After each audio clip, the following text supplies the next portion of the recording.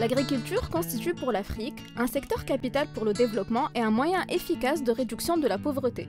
Elle occupe plus de 60% de la population active, dont plus que la moitié des exploitants sont des femmes. L'agriculture représente environ un tiers du PIB du continent et permet ainsi à de nombreuses familles de subsister à leurs besoins. Depuis 1968, le groupe de la Banque africaine de développement intervient dans le secteur agricole.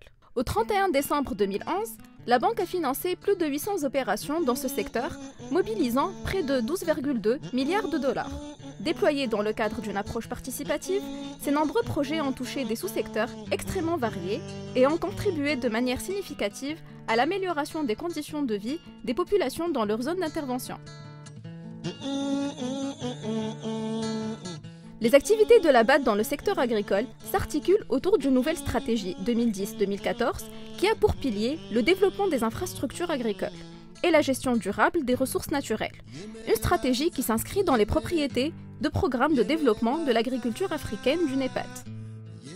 La BAD n'a cessé de développer des partenariats stratégiques avec les autres institutions. Par exemple, la banque abrite depuis 2008 le Fonds forestier du bassin du Congo, qui appuie des projets novateurs visant à assurer une gestion durable des forêts et de développer des moyens de subsistance pour ses habitants.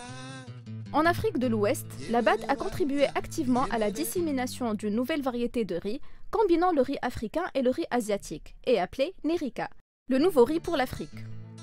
Le riz Nerica nous a apporté du bonheur. Le riz Nerica nous permet de nourrir notre famille. Nerica, pour moi, c'est effectivement la valorisation du savoir africain.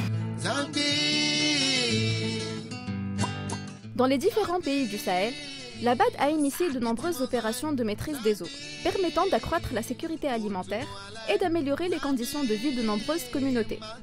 Elle intervient actuellement sur une dizaine d'opérations dans le domaine de la petite irrigation, l'hydraulique pastorale et la protection du milieu naturel.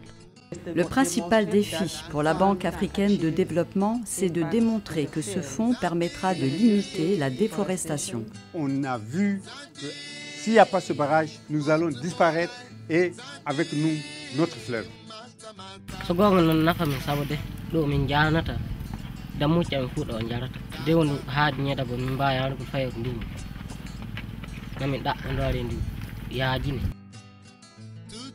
Dans toute l'Afrique, plusieurs projets de gestion des ressources naturelles sont exécutés, comme le projet d'aménagement des bassins versants au Burundi.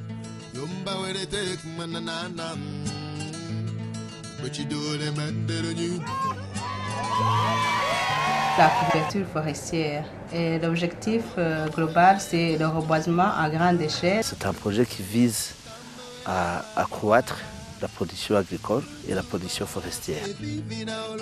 Malgré les efforts entrepris, les défis restent encore nombreux pour l'Afrique, en raison notamment des effets du changement climatique et des sécheresses répétées, de la conjoncture économique internationale qui impacte à la hausse les prix des produits alimentaires et d'une pression toujours plus forte sur le capital productif.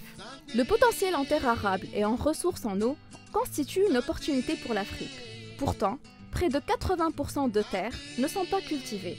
Seulement 4% des terres agricoles sont irriguées. Et l'Afrique importe chaque année près de 30 milliards de dollars de produits agricoles.